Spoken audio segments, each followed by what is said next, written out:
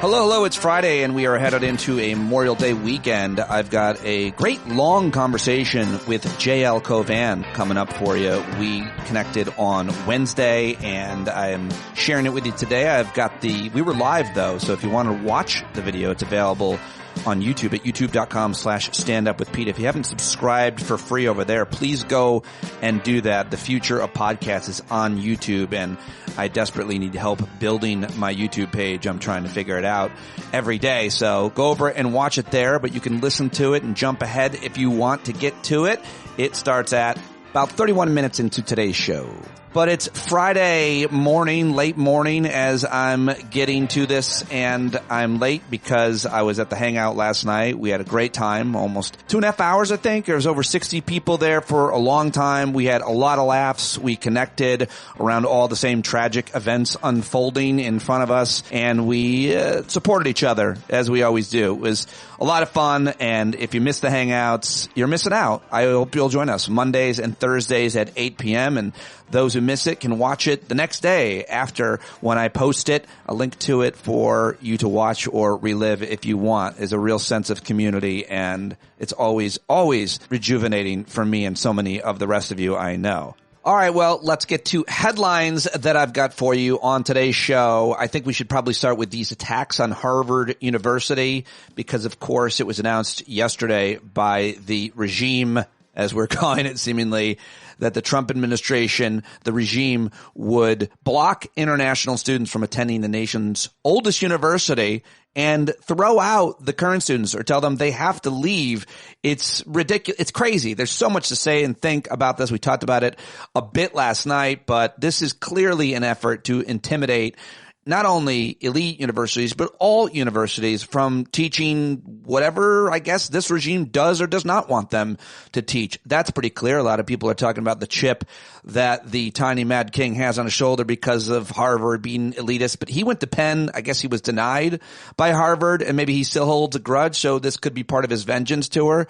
But it's not the part of the vengeance tour of the architects of the strategy, which is clearly to try to control and intimidate colleges and universities, or potentially, in this case, try to bankrupt them or hurt their finances by getting rid of the foreign students who pay often full freight or the most. A lot to say about this, obviously, and we're going to see the reaction to it. But Harvard immediately turned around and sued the regime, the Trump administration, over this less than 24 hours after they filed suit. So lots to say about it, but that was a big story, of course, from yesterday that I wanted to make sure I mentioned here. In order of importance, I think the next story has probably got to continue to be a top story, but it's everything about the BBB, the big bad billionaire bill that House Republicans passed by the very thinnest of margins, 215 to 214. The bill would slash taxes and add to federal deficits. It would impose strict work requirements for Medicaid. Millions of low Americans could lose access to food assistance, according to an analysis from the nonpartisan Congressional Budget Office.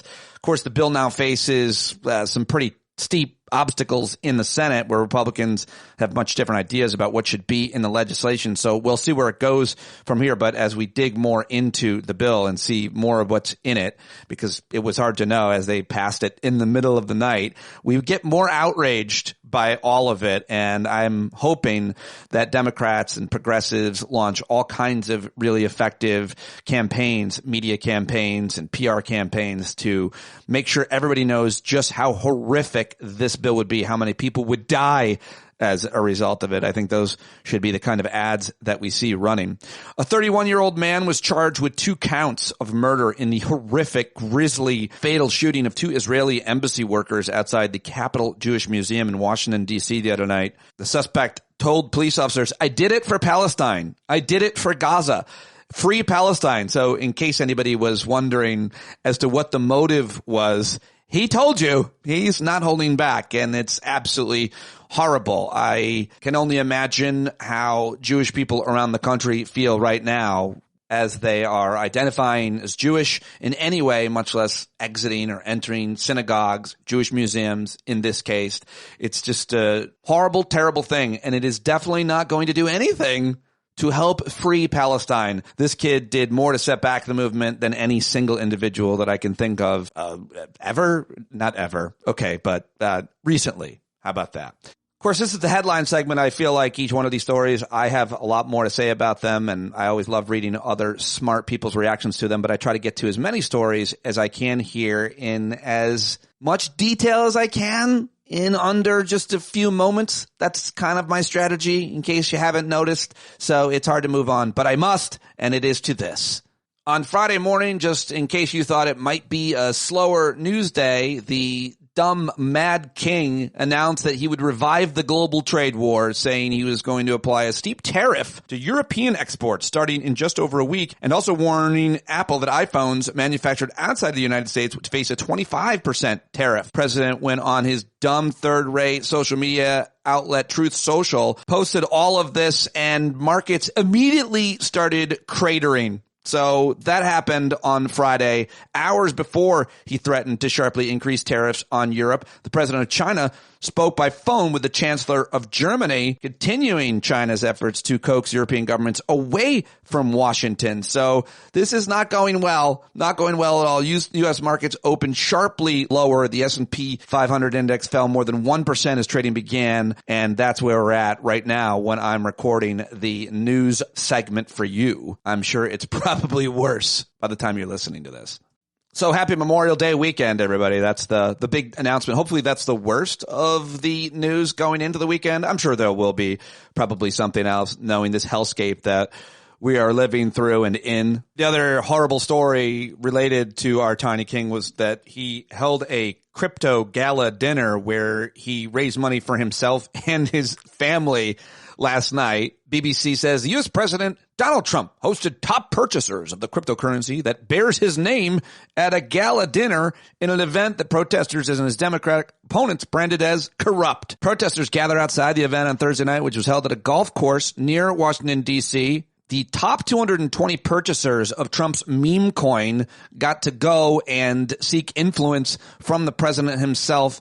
And it is an unbelievably blatant act of corruption, an orgy of corruption, Senator Elizabeth Warren called it, using the presidency of the United States to make himself richer through crypto. So there's so much to be said and written and talked about in terms of what he is doing in the great wide open, right in front of all of us. Credit to all those protesters who showed up at that golf course. No credit to all the losers who bought the meme coin and went to the dinner. All right, now let's head over to news from the Supreme Court. Well, the wall of separation of church and state hasn't been completely torn down just yet, with Justice Amy Coney Barrett recused an 8-justice Supreme Court split 4-4, just as Siegel predicted, by the way, on an appeal seeking to approve the country's first public religious charter school. The tie keeps an Oklahoma state court ruling against the school in place, resulting in a rare non-win for such a religious claim at the high court, but perhaps only a temporary one given the Trump appointee's absence, meaning Amy Coney Barrett recusing herself. They'll probably bring that back in a couple of years, if not sooner. But here's some more unsettling news from the Supreme Court, because yesterday they granted the administration a request that allows the president to fire members of independent federal agencies. The move to pause a lower court ruling formalizes a temporary decision along similar lines on April 9th that allowed the tiny Mad King to fire a member of the National Labor Relations Board, Gwynne Wilcox, and Kathy Harris, a member of the Merit Systems Protection Board. So apparently it also, though, prevents him from firing the head of the Federal Reserve, the Fed chairman, in this case, Jerome Powell, but he'll be up in a year. And then who's he going to put in that spot as Fed chairman? Maybe it'll be Maria Bartiromo. That's my prediction. A federal judge in California blocked the Trump administration from terminating the legal statuses of international students at universities across the U.S. In this injunction, Judge Jeffrey White in Oakland also prohibited the administration from arresting or detaining foreign-born students on the basis of their immigration status, while a case challenging previous terminations moves through the courts. So that's encouraging. Top economic policymakers around the world, finance ministers, central bankers, met at the latest G7 gathering. In the United States representatives were there as well. And there was apparently some agreement on Thursday to continue support for Ukraine They warned Russia of additional sanctions if there was no progress on peace, demonstrating a rare show of unity despite festering tension over tariffs and trade, according to the New York Times article, which I thought was an interesting, good piece of news. And file this under deeply disappointing setback, says Steve Bannon at Maddow blog. Moderna said on Wednesday it has withdrawn an application seeking approval for its flu and COVID combination vaccine candidate to wait for efficacy data from late-stage trial of influenza shot, which is due later this year. So a setback for the flu-COVID combo vax, which I want to eat right up. What else can I tell you? The Treasury Department is winding down a production of pennies. It argues they are too expensive to make, and apparently there's not a lot of controversy or resistance to that. A small jet crash in a residential San Diego neighborhood damaging 10 homes. Officials believe all 6 people on the board were likely killed, and it got a tremendous amount of coverage yesterday on cable news. I was disappointed to see all of the coverage of that. I think it's relentless and unhelpful and unnecessary and clearly done to get ratings where there's so many other issues, including they should have been covering everything they were planning to cover, inviting all the experts they had on their shows, and then bumped Shirley so that they could cover this small plane crash in San Diego. All right, those are all the headlines that I've got for you in today's headline segment, but I've got some clips for you. So let's jump to the clip show now. All right, first let's get this out of the way because it's pretty outrageous. But freshman Republican Randy Fine yesterday called for nuking Gaza in an interview on Fox News. He is obviously reacting to the deadly shooting of 2 Israeli embassy staffers who were outside the Capitol Jewish Museum in Washington at an American Jewish Committee event the other night, which everybody I'm sure knows about. But Randy Fine decided, well, here it is. Remember, this is an American congressman in the Republican Party and a Jewish man as well, a proud Jewish man saying this. World War II, we did not negotiate a surrender with the Nazis. We did not negotiate a surrender with the Japanese. We nuked the Japanese twice in order to get unconditional surrender. That needs to be the same here. There is something deeply, deeply wrong with this culture, and it needs to be defeated. Oh, okay. Well, that's normal. That's totally fine. No big deal. Just nuke Gaza. Okay, Congressman. Thanks for that. Appreciate it. Let's think about that every time someone says that Democrats are too extreme in their rhetoric. We should nuke Gaza. Okie doke. All right, let's move on to one of our favorite economists, Justin Wolfers, who was on MSNBC yesterday with his amazing accent talking about the big bad billionaire bill. I want to highlight one really important part of the current budget discussion. So you're talking right now about this very important issue, which is how much we spend versus we tax. That's the budget deficit. There's also a Robin Hood aspect. How much do we take from who and what do we give to who? This is the anti-Robin Hood. This is, according to one of my favorite budget wonks, Bobby Kogan. He said this is the largest redistribution from poor to rich in American history. So if you're okay with those at the bottom end of the income distribution getting by with less because you think it's important that those at the very top end get tax cuts and therefore have more resources to get by, that's fine by you. But for those of us with a heart, honestly, it breaks our hearts a little bit. Very well said. You know, when you talk about the redistribution from the poor to the rich, I think a lot of people on the right are going to say, yeah, that's because they deserve it. Rich people work harder. Poor people don't work as hard. That's why they're poor. That's the binary that a lot of people live inside. It's grotesque. It's unintelligent. It's ridiculous and insulting, but I do think that that's where somehow a lot of people live and justify it, or they think that someday that they're going to be rich.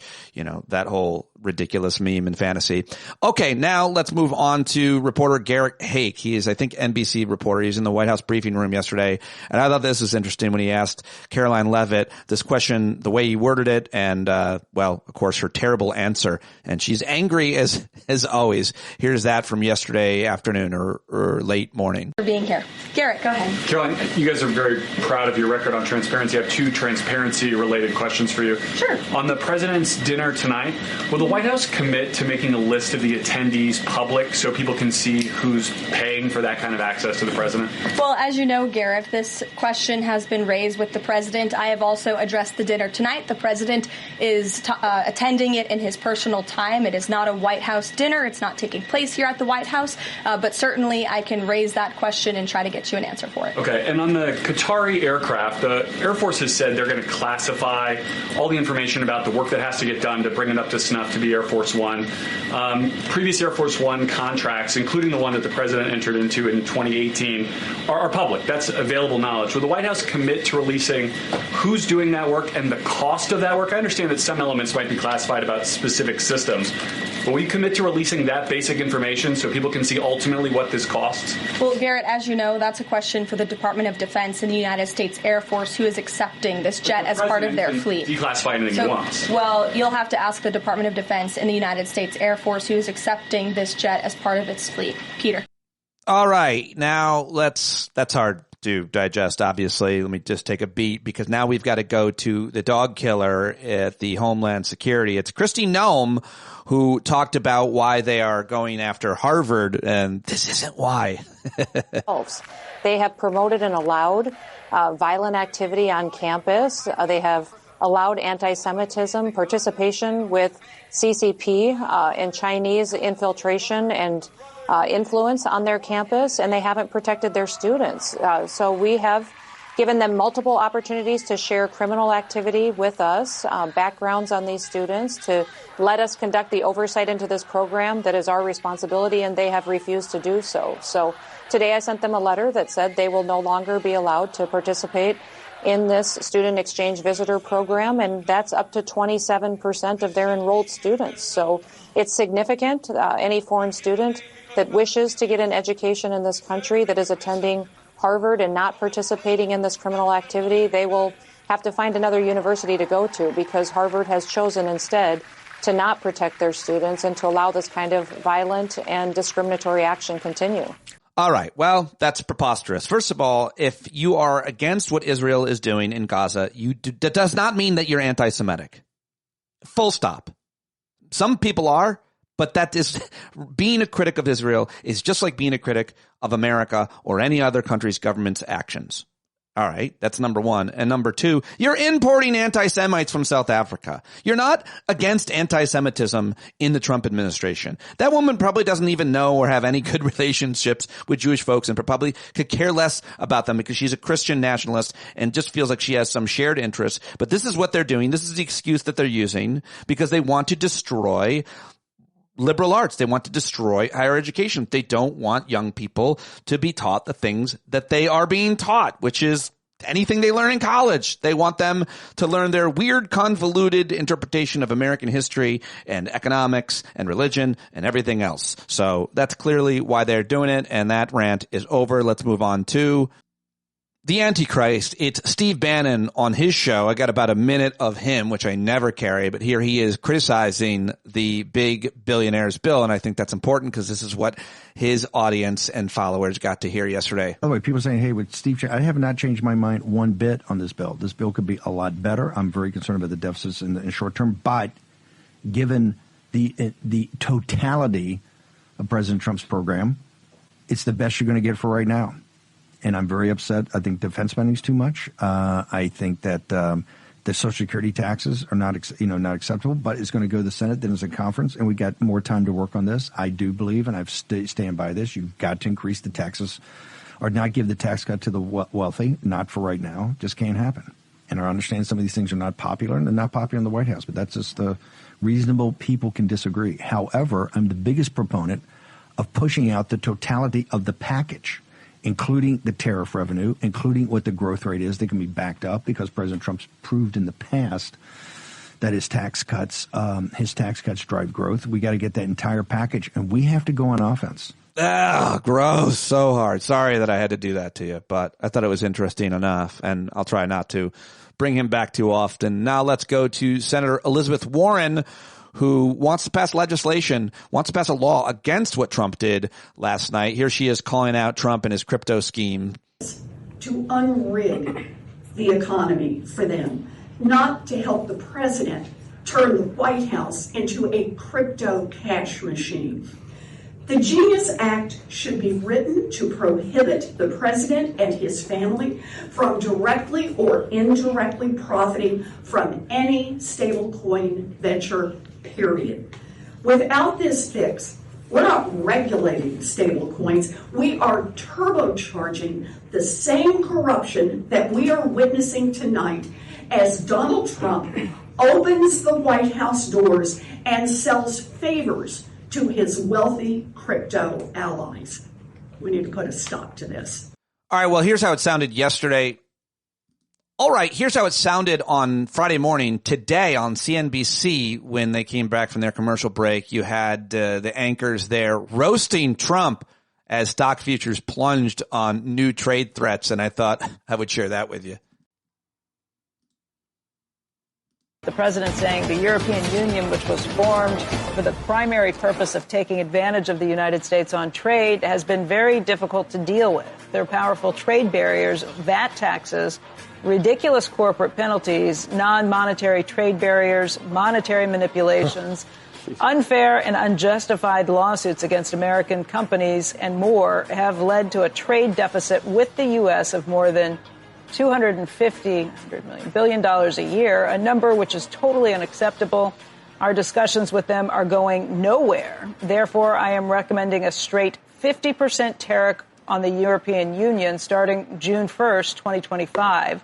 There is no tariff if the product is built or manufactured in the United States. Thank you for your attention to this matter. This in combination with the Truth Social earlier attacking Apple for making its products that are sold in the United States outside of the United States. You add that up and you can see that it's been a bad morning at the White House in terms of thinking these negotiations are getting somewhere. So, well, that's always been the big question. Everyone said we're going to have all these deals. We still haven't seen just about any of them. I thought India was supposed to be done. Right. Japan. You can see the FTSE in Italy is the biggest decliner of the European averages. It's down by about 1.9%. And then here are the declines that you see in the United States. Dow futures down by 470 points. S&P futures off by 67. The NASDAQ down by close to 300. Joe, you mentioned that Treasury yields were coming down. I guess that's what would happen if you thought you were approaching a recession more rapidly. 446. 446 now. The 30 years still sitting right at 5%. Will continue. All right, there you go. That's all I've got for you. But that's the reaction that they had on Friday morning on CNBC. Not good. You'll have stagflation. So I'm not saying it's going to happen. I don't want the reader to say he's predicting that. I'm not. But we have to be prepared for something like that. I think the global fiscal deficits are inflationary. I think the remilitarization of the world is inflationary. The restructuring of trade is inflationary. And this is not all an American thing. And the infrastructure needs are inflationary. Now you have offsets. You have oil prices down there quite a bit, which is quite deflationary. But with all those things taking place, you may be surprised. And I love to read economic history. So you can look at models. I think it's also very important to look what happened in 72 and 74 and 80 and 82 and 1990. Surprises happen, and most economists and most models don't pick those inflection points. And those inflection points are often driven by geopolitical complexity, things you don't necessarily know. And we had the oil crisis in 74. So we just want to be prepared for everything, so we can continue to serve our clients through thick or thin. All right, whatever. Jamie Dimon, thanks for playing. Here's a Treasury Secretary who's always awkward. He is on Fox News, and Bill Hemmer is actually asking him a tough question. And listen to this. You mentioned economic growth in your comment there. This bill adds trillions to our debt. How is that acceptable to this administration? Well, again, you're referring to the CBO scoring, I believe, which is tenure scoring, and it's DC-style scoring. So we think that we can both grow the economy and control the debt. And what's important, Bill, is that the economy grows faster than the debt. So what I would tell your viewers to focus on is what I'm focused on, is what Secretary Yellen was focused on, is what is the total debt to GDP? Because we can grow our way out of this. That if we change the growth trajectory of the country, of the economy, then we will stabilize our finances and grow our way out of it. Nobody believes that. Just no economist believes that we can grow our way out of it. That guy is making shit up, saying words that convinces probably the Fox News audience, but nobody who knows anything about economics is going to be convinced by that. All right, I've had enough. I need to laugh a little bit. Let's go to Kimmel. Last night, Jimmy Kimmel on Trump's big crypto dinner. Tonight was big.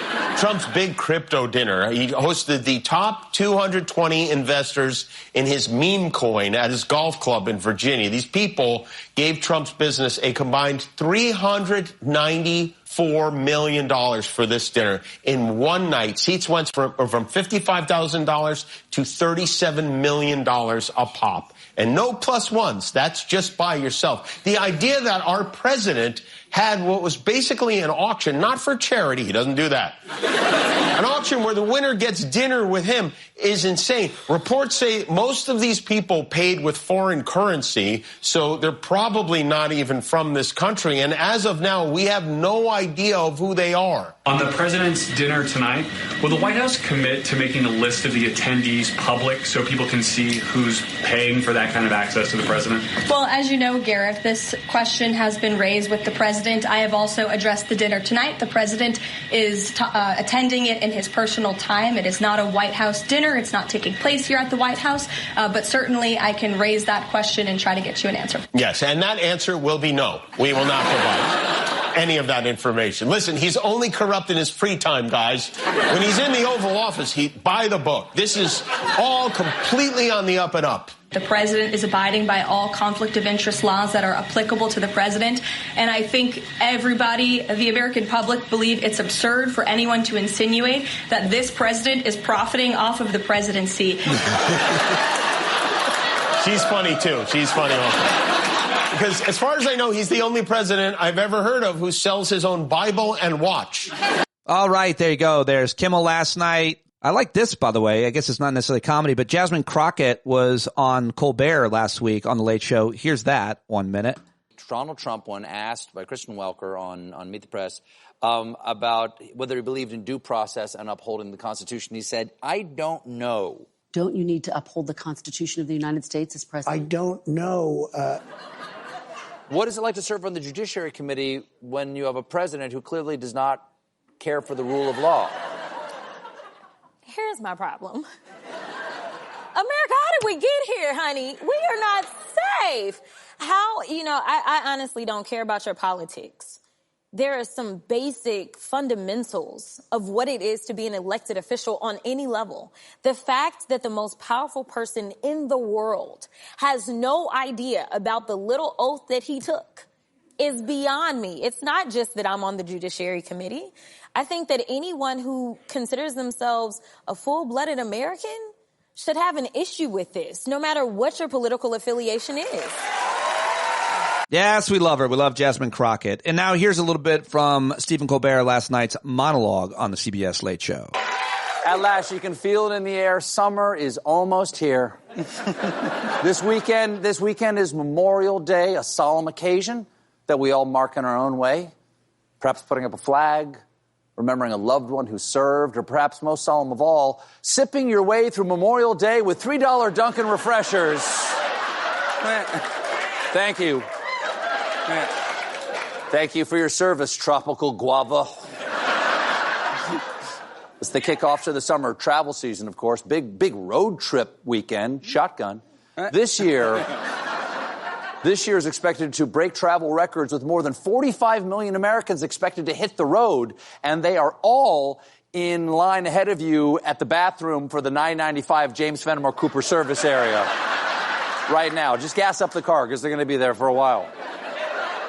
A lot of people are flying, too. That might be a problem because with the FAA snafus recently, airlines are bracing for the summer of hell.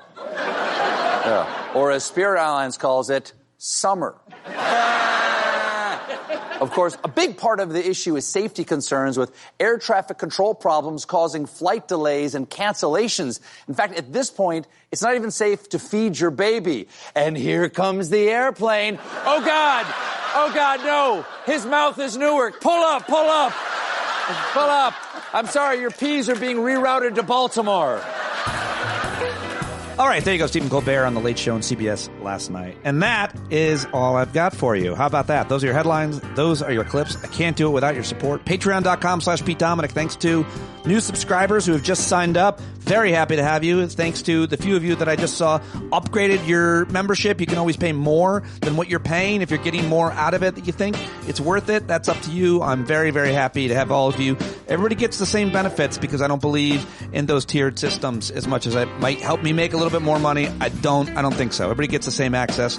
2 Hangouts a week, pretty much. The Discord all the time.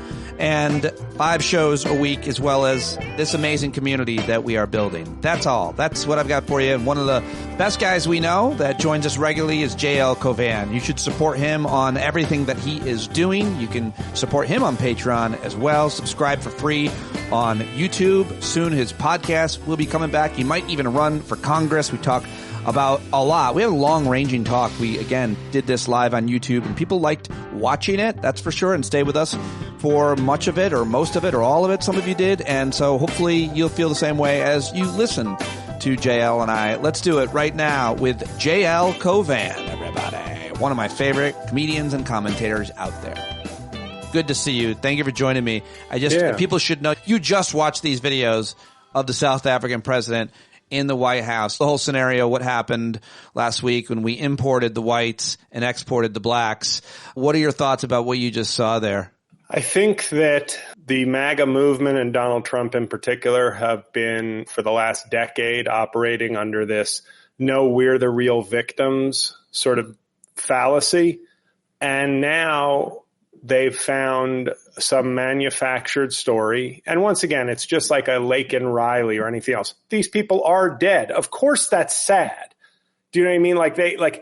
Of course, these people have been murdered. These deaths do not represent a larger trend or major epidemic or issue. They are horrible deaths, and it is true that an illegal person killed this person or that these people were killed. But we don't have an epidemic of this type of crime, and it's certainly not government policy. But in other words, if you fight back against it, they kind of pivot and do you don't think murdered women and children are a bad thing? Yeah, that's not what I'm saying. Like you said, at the government level, usually the president is not hyper obsessed with every individual bad thing that happens. You can't govern or function if that's that. You have to be operating at macro level. That said, this narrative that they've concocted with the help of Elon Musk and whoever else, probably Stephen Miller, and Tucker Carlson, right? Like the new KKK. They love this. I feel if you could see inside Trump's pants, you'd see him getting aroused. There's a sort of fetish of that they're feeding into the stereotypes that I've long sought validation for, that it's the white people who are the victims and white people are under attack. So there's this very spit in my face dominatrix vibe to Trump flipping through printouts of murdered people. He didn't seem deeply moved. It's more like do you like it when I say a family of 5 was brutally murdered? Oh yeah, you want me to say it? You want me to say it again? It was so weird when he was going through the printout story after story, and he said there were thousands versus there's nowhere near thousands. The most important part to me is the kind of legal definition of genocide and the way that he refuses to use the word in response to or reference what's happening in the Middle East or anywhere else where black people are being or have been slaughtered necessarily. He's got a lot of fucking Holocaust deniers that support him and might even work in the administration. So past genocides, current genocides, maybe not so much, but this is a genocide, which would have to mean, I think, that the government itself has policies that are taking land and killing farmers. Ted Bundy committed genocide, is what you're telling me. Yeah. By the way, Trump, as president, took a white farmer's land to build, and more than that, to build this dumb wall. The New York Times just reported on it, like the title of the article is, remember when Trump took a white farmer's land?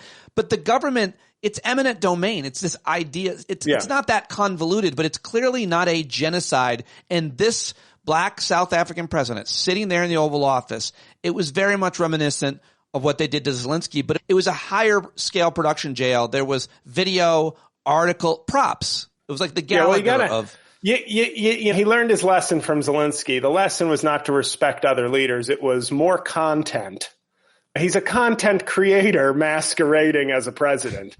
I think and this is in some ways, this is more offensive to a history student. The Zelensky thing was more offensive in real time because Zelensky is a wartime president fighting for the lives of his people currently. Whereas the South African president, when you hear things like, obviously apartheid was very, and they wouldn't stop covering it, but now this is almost like the opposite of apartheid. Is it in a way, it's the opposite of apartheid because it's not a race-based system of exclusion. But I know what he means, which is now it's apartheid against white people, which is the fantasy of the MAGA world. It's the fantasy to get to be victim and all-powerful simultaneously. And any little fraction of a fact that they can gather to support this idea that white people are actually under attack, no matter how much lunacy it involves, there is a ravenous appetite for this stuff on the right now. It's really crazy because if you talk to white South Africans, or if you watch anything or learn or talk to anybody that goes there, white people in South Africa apparently are doing very well. They're like a small percentage of the population, but they have a huge percentage of the wealth and the nice homes and it's like white men in America. It's like white men in America. Any step backwards is a genocide, cataclysmic tragedy. By the way, that requires the redoing of society and the abandonment of anything else. I'm contractually obligated to say during this conversation, white people do suffer. We are not dismissing the real suffering of any white folks watching or listening. Do not get confused about what once again, I'm speaking, but I'm speaking once again, it's a macro level as well, which of course the president operates on the day-to-day individual cases. The idea is that there are targeted government policies to minimize opportunity for white people and to persecute white people is such an unbelievable insult. It's to even be seriously grappling with it, as opposed to looking at a policy such as the way the vaccine was rolled out. Black folks in Queens were getting it first. White people heard and said, oh my God, it's racist against white people. And the public health community was like, no, more black people are dying. So we're going to try to vaccinate that community first. It's not, no, more of them. But before you get to state any facts, all they hear is, oh, the black people are getting the vaccine first. That kind of thing suggests somehow white people are suffering more. That's what we see every day in this country and led by this conversation. White genocide.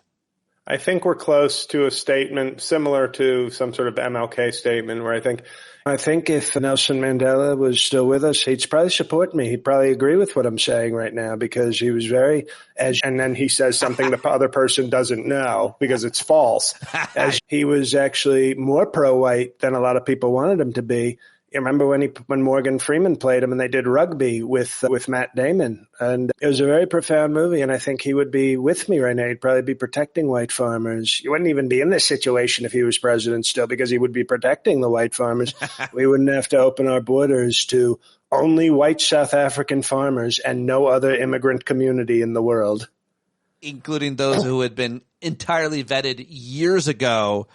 But we're still not allowed to come in. Afghanistan translators? No, thank you. We're good. We don't speak Afghanistan here, so we don't need you to come over here and translate. I like that he says we're good. This is what I'm really starting to figure out. Oh. Not starting to figure out, but it's really becoming. I'm sorry? At this late stage in the game, whatever it is, it'll be good. It's not that I'm figuring it out, but it's becoming so blunt, it's overwhelming and I posted this quote. Adam Liptak of the New York Times had written an article about the late Justice Souter after he passed. Yeah. How he said one of his biggest concerns in a rare kind of fiery answer to a question, because he was a very mild-mannered guy, was that he feared that the ignorance of civics and government in our country among our population would pave the way for a dictator or an anti-democratic strongman or somebody like that. And when you hear things like this, and people should be laughing at Trump. Like, this is so comical. And I don't think it's necessarily mental deficiency. I think he's an ignorant, confident person. And that's a very dangerous combination. Arrogance and ignorance combined can be very dangerous, especially when 77 million people support it. It's the same thing as I see it every day now, because the good thing about this, these are what people might say, these are teachable moments. We have bad students in this country. That's the problem among our population, because when he says due process, they want due process for this guy. And I'm looking on Facebook and I'm starting to see all these pages where people are going, what about due process for Americans? These guys aren't even American. And people going, what about the January 6th protesters? Where's their due process? And I'm going, they got all the due process. They literally checked off all the due process boxes before being convicted and then pardoned. They literally got a very rare A through Z due process experience. And people, you realize if you don't know what due process is, just like all these people who've claimed to be constitutionalists or things like, whenever somebody says to me, I'm a constitutionalist, I go, you do not know what's in the Constitution. That's right. That's clear, because that's not a thing. Or a when constitutionalist is not a thing. Or when somebody's wearing a T-shirt or has a bumper sticker of the Constitution or a jacket with a picture of the Constitution, that guy doesn't know. Now, the guy anything. who wears the shirt that says, stomp my flag, I'll stomp your ass, that guy does know the Constitution. He does. Yeah, that's actually, I've done the work, and that guy actually, there's a strong correlation between scholarship and wearing that. Yeah, you know who wears t-shirt. that? Posner. Eric Siegel. Oh, like another, like same wavelength, different. Erwin Chemerinsky. So when you saw the Secretary of Homeland Security, former governor of South Dakota, be asked the question, what is habeas corpus, by the senator from New Hampshire, Jeanne Shaheen. First of all, I was like, we should do more of that. I don't love it. It's a gotcha question on certain. It's a gotcha question when you're not qualified. That's not what habeas corpus is. Not saying what is Article 1 of what is the Bill of Rights. Some of those things might be more, but this is not. She needs to be able to explain what that is very easily, but she couldn't. And you think if there was even the need to be curious in your job, that you weren't just put there as a rubber stamp and a sort of quasi-porn MILF-looking person in the administration, you would, even if you didn't know, let's say, okay, you didn't go to law school, you're a governor of a rural state, you didn't go to law school, that doesn't come up in your governor work. But when you hear it in meetings or in the press, wouldn't you go, hey, staffer, or lawyer in my office, what's habeas corpus? But there's neither a curiosity nor a need to be curious about the things you're doing, because you're there to just be like, what do you want, Mr. President? You want me to go pose in front of prisoners in El Salvador? Sounds great.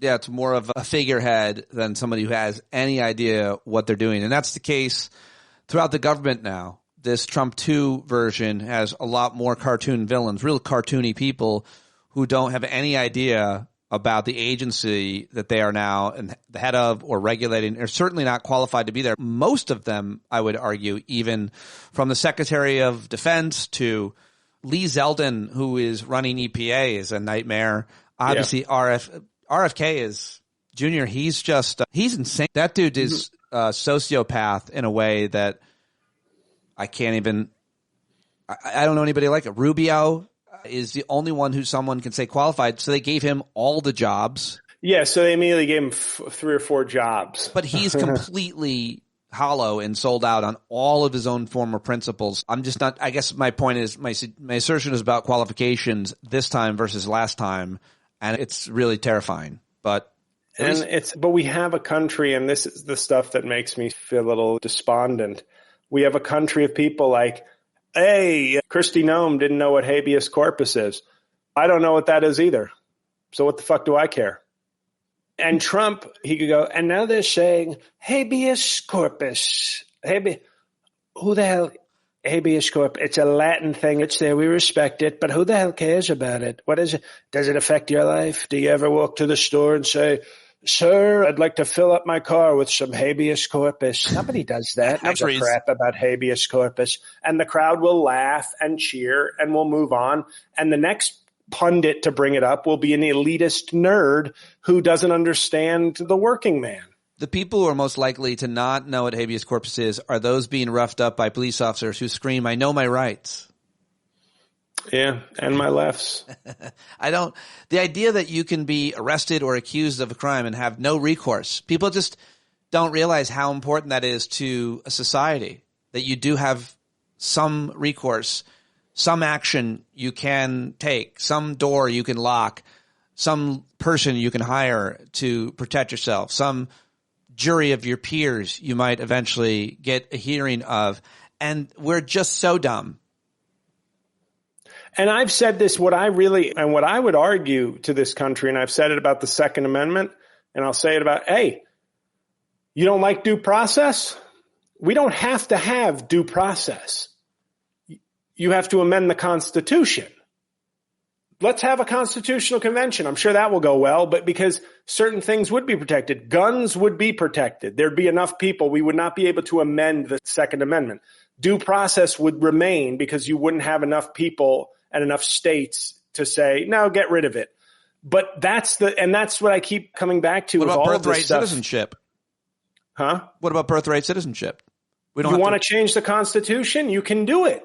That's the thing. And the difference is Democrats have known for years where it's if only we could get the fucking Second Amendment out of there, but we come to the reality, but we can't.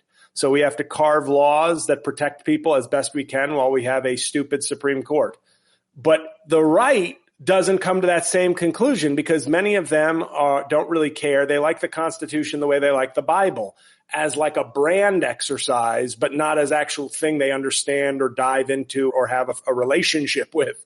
And so they don't do the step where they go, due process for immigrants seems stupid. That doesn't seem like what our country should do. We should have an amendment that says illegal immigrants, if you are here illegally, you get kicked the fuck out. Yeah. You could do that. If enough people want to do that, by the way, anything is possible, but it wouldn't happen. But instead of them facing the reality or even learning what the Constitution is, they just go, makes no sense. This is so stupid. We should just do it. On the issue, of course, that we're talking about, that they want to primarily, although they would remove due process for everybody, not just undocumented people, on that population of people, the largest problem is that every time we try to create a solution, which is comprehensive immigration reform or even a piecemeal law, we can't get anything done. So it's broken because Republicans won't let it pass because Republicans want to get it done. There's no special interest against it. Big fucking money definitely wants these people here, but they can do small things like this one. You're not allowed Obamacare. They negotiated to get it passed. One of the things they says, undocumented people were not allowed to buy health insurance, which was the fucking dumbest thing in the world because it means if an undocumented person gets hurt, well, the rest of us have to pay for their health care anyway or get sick. Like, why would you tell an undocumented person, let's say they're a really bad criminal here, you can't buy a pack of cigarettes. You're not allowed to buy a thing? But they passed that. You can't buy health insurance. It's absolutely inane as a policy idea, much less in any way the public's interest. But they want no laws against them kicking people out. That's what you're saying. They want to just be able to remove anybody they want.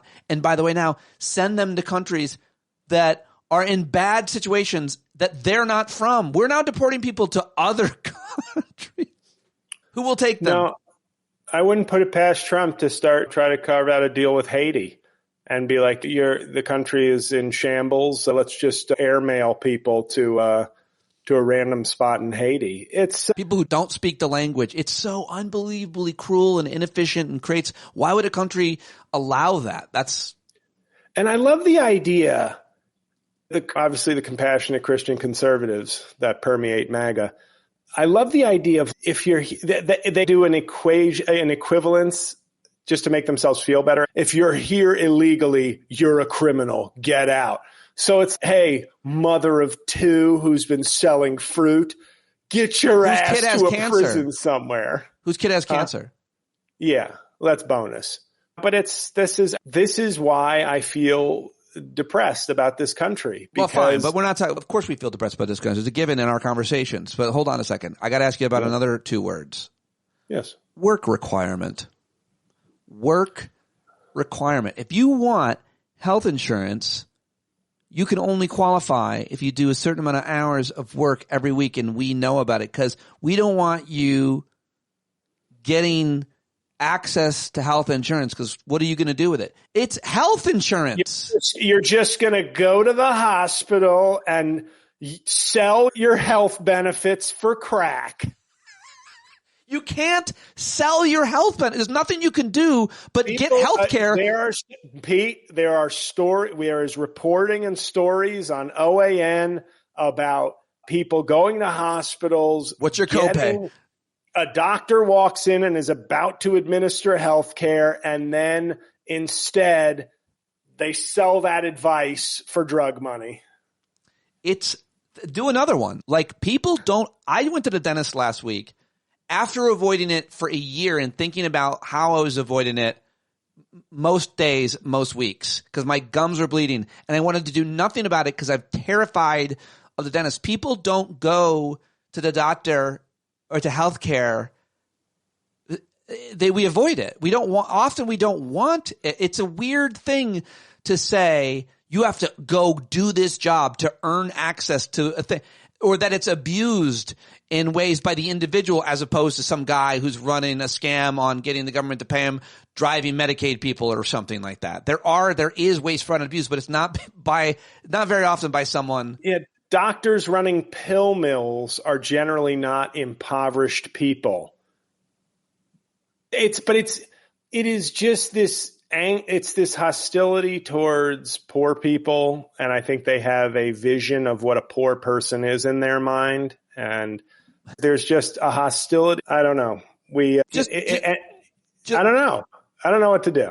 Just make a point about the work requirement. Every other country in the world offers their people, every civilized rich country at least, access to at least mediocre, much less lower tier health insurance. We don't, unless apparently. I had a work requirement for my health insurance. That when I worked at a law firm, I had to work for the law firm to get their health insurance.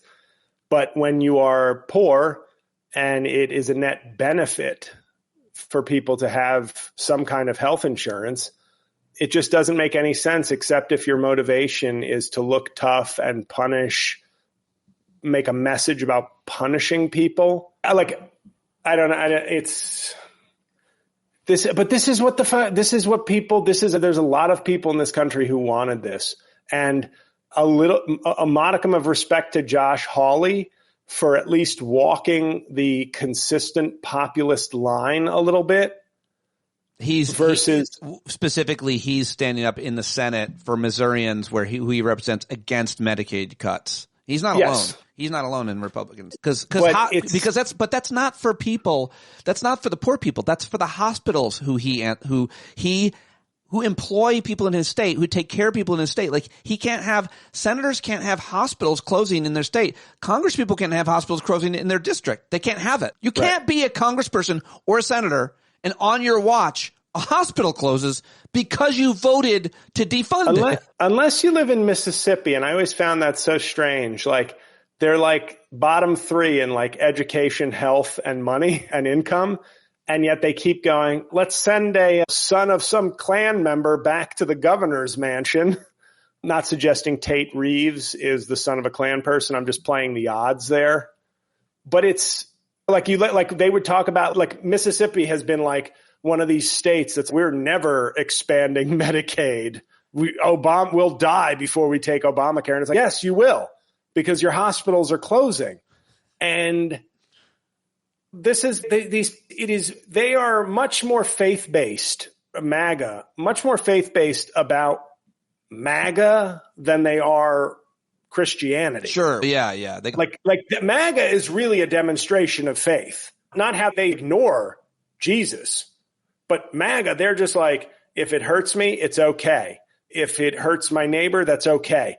If Trump says it's one thing and my eyes are telling me it's something else, I know in my heart that this is the way it has to be. It is a faith-based movement, and you can't really negotiate with it. My thing is, we have to find a way politically to motivate more progressive people. I'm not saying there's a limit to how much you can compromise and come together, but building the left of center and center tent to get as many people willing to vote is the way to overcome this. Because at this point, I genuinely see no purpose in talking to somebody who is a Trump supporter at this point. I go, you're not living, I know you say Earth 1, Earth 2, but it's like, you are gone. Live your life, enjoy your rights as an American, but you're gone. There's no meeting of the minds to be had at this point, because we're not operating under the same anything. But if somebody who didn't like Biden's policy on Israel or wants Medicare for all You got to find what the point is up for those people that they are willing to come to the table and vote with you, even if you can't give them everything they want. And the people who want no relationship with Israel, Medicare for all. I'm like, I'm sorry, that's just not actually going to happen. I care so much about policy, as I know you do. I've been covering it and talking to policy experts my whole career. But at the same time, when you're saying what we have to be or we have to offer, and it's a really good and important conversation and debate, we got to get people to vote for something. Part of me also thinks, given my concern and understanding of policy and why it matters to people's lives and putting the public interest over the profit motive, I still feel like anything that's not this should be motivating enough. I agreed. Like, I don't care if we get, if we don't solve climate change ever and we all melt, if we don't fix Medicare, but it stays solvent, Social Security, if we don't segregate things more, like anything but this would be a huge improvement. In the chat, I see Benny writes, I feel like a lot of people forgot how exhausting it is to have a malignant narcissist as president. And it's, I don't think people forgot. I don't think it's necessarily forgetfulness or, hey, things don't seem so bad anymore. I have said, and one of the things I want to say if and when I run for something is some Democrats seem to, at least disaffected Democrats seem to always, and I hate to say this, sort of ignorant Democrats or progressives will say things like, do something. What are they doing? What are they doing? And it's, if you're willing to ignore civics and the rules of governing in this country, I guess you can say that. But sometimes a party has to play defense.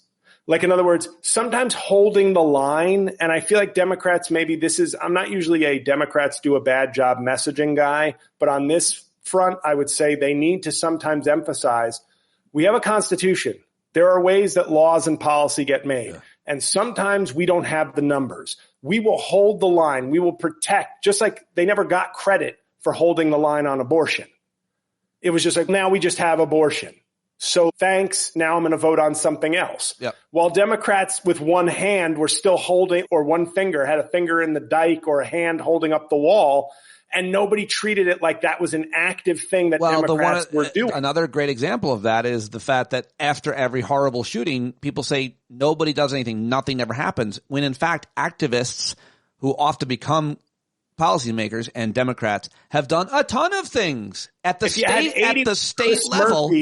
If you had 80 Chris Murphys in the U.S. Senate, you'd see a whole lot get done. But at the state level, a whole lot has gotten done in New York and Connecticut. Now, that can all be overruled by the federal government and the Supreme Court. But my point is just to say things are happening. You might not paying attention, but we need to give credit to activists and the people who are actually doing good things and give them credit, as opposed to being so cynical as to say they're not doing anything. As you're saying, just being on defense is doing a huge thing.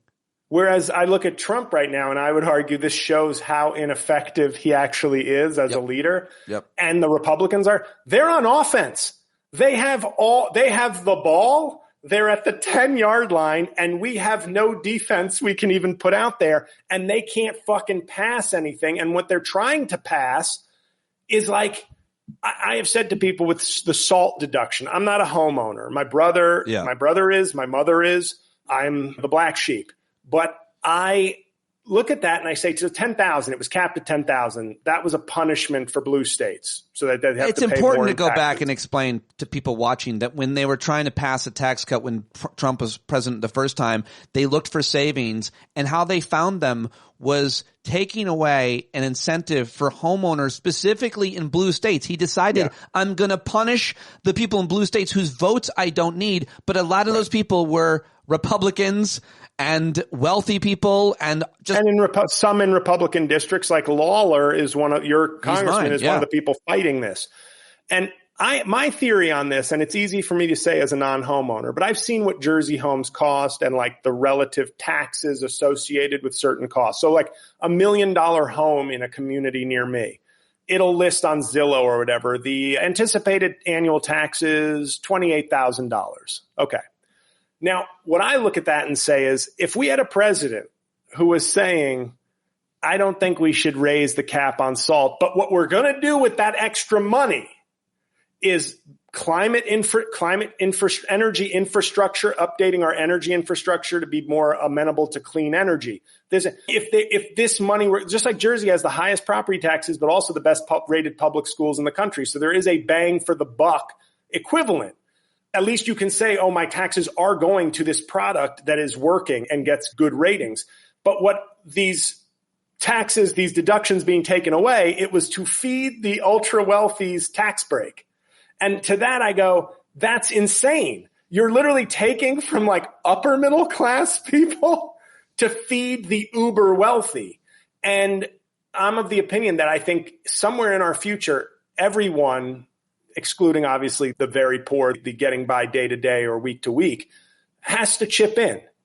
But I find it funny that at this level, it's like the main priority is still a massive tax break for the wealth. Like, how do we give these rich people their big tax break? Your larger point was not the tax cut, but that Republicans can't get anything done even when they have control. And that's what's so funny is that it's like they're on, like I said, they're on offense. They're a 10-yard line. Our defense is injured, can't stop them, and they can't even – their voters should be furious. Like, why aren't you like instead it's Trump feeding them like red meat through executive orders and offensive statements.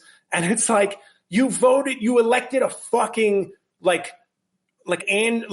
manosphere content creator to be your president. And you're not even asking him to do anything that's actually presidential. They should be running up the fucking score. What Joe Biden did, and I know there's a lot of Joe Biden talk out there, but his first 2 years with a 0 margin in the Senate did epic fucking thing. Did more in one term than any president of our lifetime with 0 margin of majority in the House and Senate. And like him or not, I would, if I were either a Trump voter or a classic Republican who's the policies, this and that, whatever, I'd be looking at Trump going, what the fuck are you doing? Seriously, like I want certain things done policy-wise, and you can't do it. But none of them, they all asked for a tax cut. They may or may not get it, but none of them asked, except for special interests, for this trade war. That's the thing. He's giving them something that the one thing he's doing is something that nobody except for like certain manufacturers, certain unions obviously want a tariff to give themselves an advantage, but nobody wanted what he's doing. Nobody consulted him to do that. He came up with this one. It would seem straight out of his ass. I do have to ask you, what do you think about Jake Tapper's and Alex Thompson's book about I just Biden? Got it today. It's you the next bought the book. You purchased the book. You gave them your money. I did. Wow. I'm not. You're not going to find a fucking bigger Biden defender than me. But I am a believer, and maybe this isn't that popular, or it is in some circles. It is newsworthy. It is history. It is newsworthy. I think books take time to fucking come out. It's not, if they could have had it come out 8 months ago, I'm sure they would have. But I got it because I keep up on things. I stay plugged into the issues of the day. And as much as I'm a fan of Biden, I think there are some disturbing things in this. I said this on Rain on Your Parade many months ago, that if I ever ran for office, I really do believe our country, and I think Biden and Trump do prove this to a certain extent in very different ways. Congress, we have to convince this country that Congress needs to assert itself more. Congress has really, and under Trump, it's shrunk to a fucking rubber stamp. But I think you can see in both cases, a robust Congress, regardless of party, is needed as a check on the executive. And instead, it feels like, both for political reasons and policy reasons, Congress, and many mentioned Congress, seems very content to either hide behind the executive or defer their own power to the executive. But I bought it. I'm not happy about it, but I also don't have what to the criticism of, if you're a reporter, you're Jake Tapper or Alex Thompson, and you get this information, you should report it, not save it for a book that you can make millions off of. I think wouldn't your reporting access be much damaged if you were going to share this immediately? That's always a question about how you ask questions and what you report on. Will it limit your access? But you have to do what's in the public's interest. It's a balance. But if people won't agree to give you the information, and then you're not going to just report on your relation. I'm not saying that's a right way and that you're wrong. That's an argument being made. All right, let me move on then to anything around his illness other than thoughts and prayers, obviously? No, I feel bad because I think Joe Biden,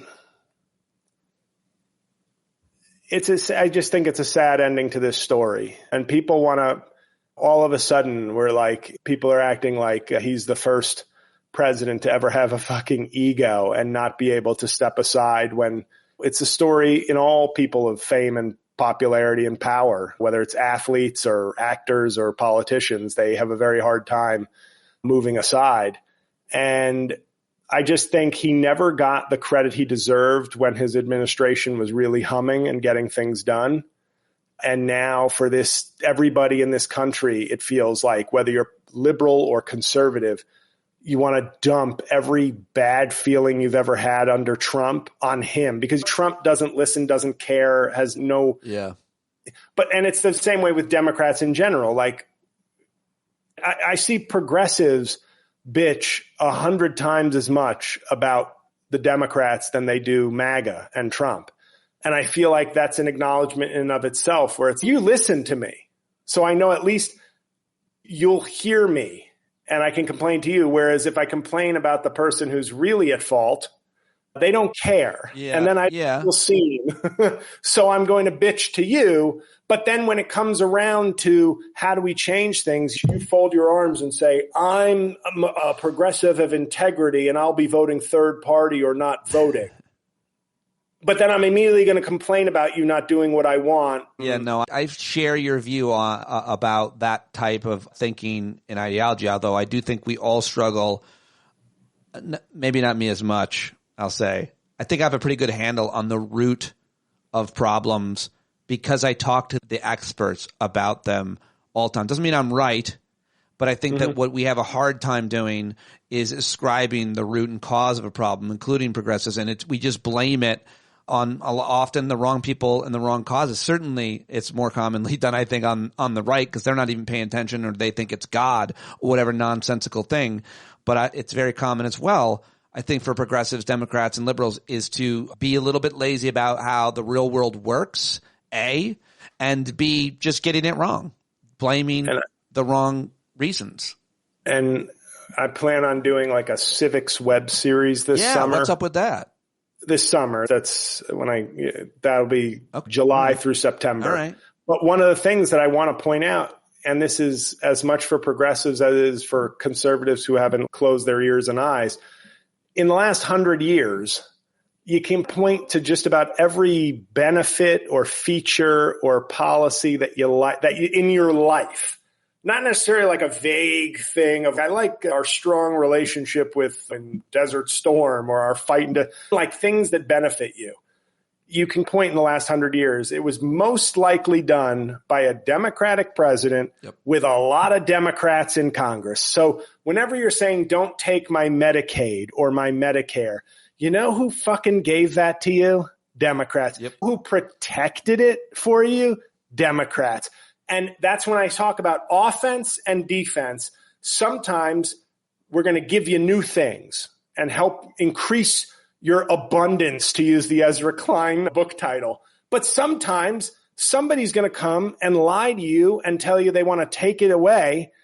And we're going to say, no, you can't take it away. And you deserve as much credit for protection as you do for increasing what you have. Sometimes you have a lock on your door. It doesn't mean you're going to get new presents, but it means maybe a fucking burglar won't get in and steal the shit you already have. And you should say, thank you, lock. And I feel like we get caught up too much in this country of going, when are they going to do something? When are they going to do something? Just like the child tax. What was the fucking thing that child Biden tax credit did? Where they cut child poverty in half? Like 40%. Yeah. And Joe Manchin dusted off his 1980s, like Don Imus book of complaints and said, they're just going to use it to get drugs. They didn't. They just had it. And there wasn't a massive drug epidemic, you leathery piece of shit. But I also looked at that and said 48 Democrats were voting for that. Yeah. Yeah. And people go, Democrats didn't do anything. 0 Republicans voted for it. Yep. The lesson there is, can we get 3 more Democrats?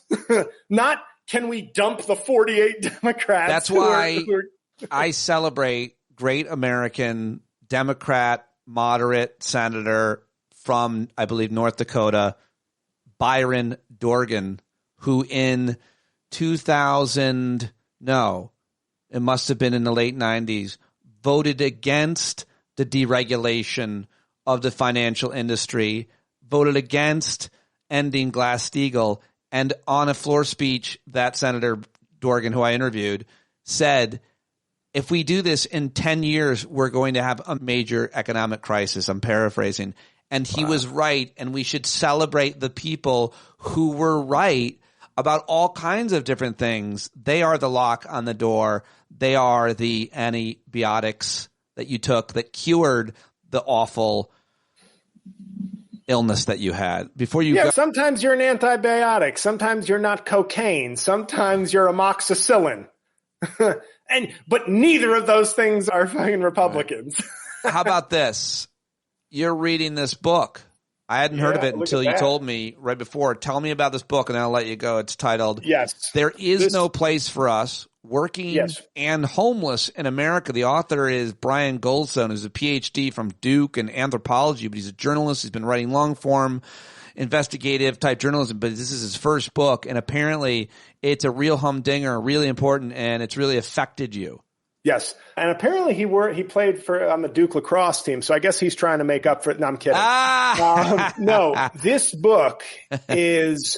Let me tell you something. If you're a person who wants me to give you money right now, if you run into me on the street, I'm giving you money because this book is. Where will you be tonight around 8?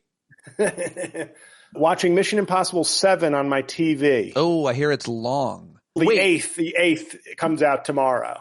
Oh wait, so I'm watching the one that came out a couple years ago. The new Mission Impossible is not available for on demand at home. It's only available in the theater, right? That's right. Okay. Tom Cruise is not doing my friend saw it. Shit. My friend saw it yesterday. It was so long. I hear it's very long, but I'm one of those people who it's like, you know what? You can 3 hours of Tom Cruise. That's fine. I'm with you. All right. So if you want us to give you money, now's the time because of this book.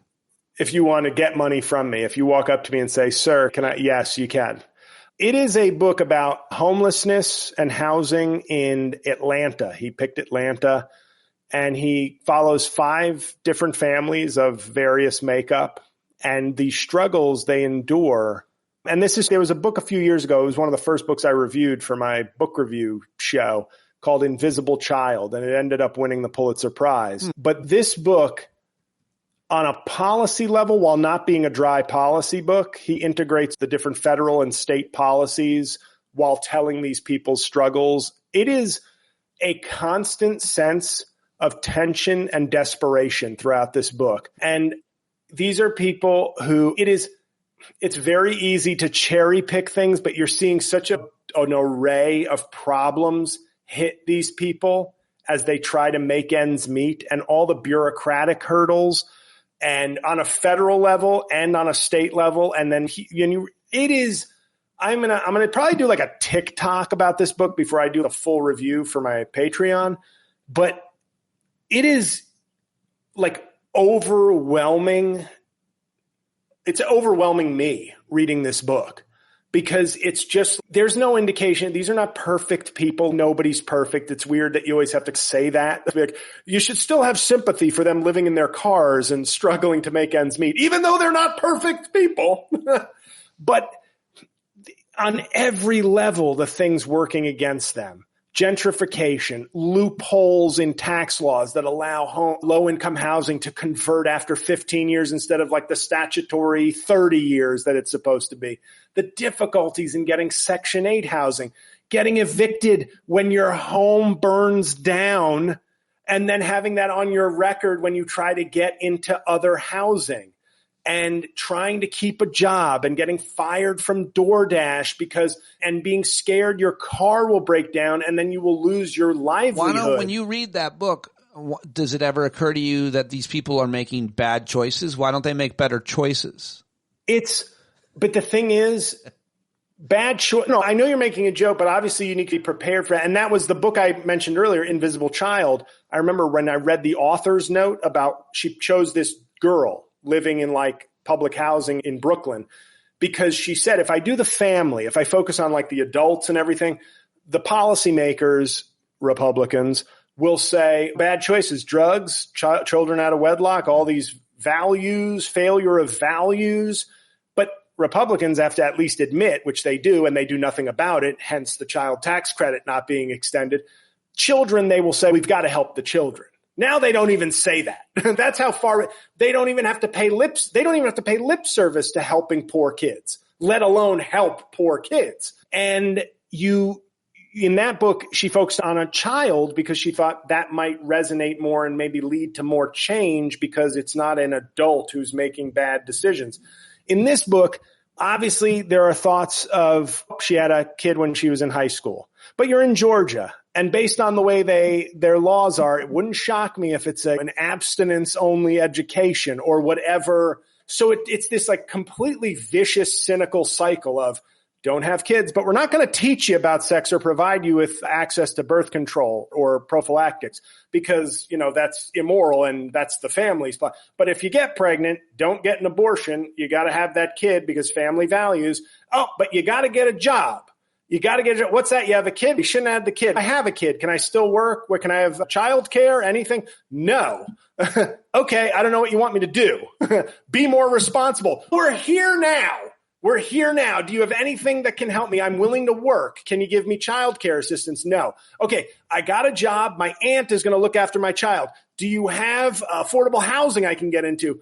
Yes, but you can't move in with your boyfriend because he has had an arrest and that he's not allowed on the lease or whatever the case may be. It's this never ending, and these are poor people. And what about the job that you have, but it's pretty far, and so you have to rely on public transportation, and even if it's on time and works and you can afford it, it's still an hour each way.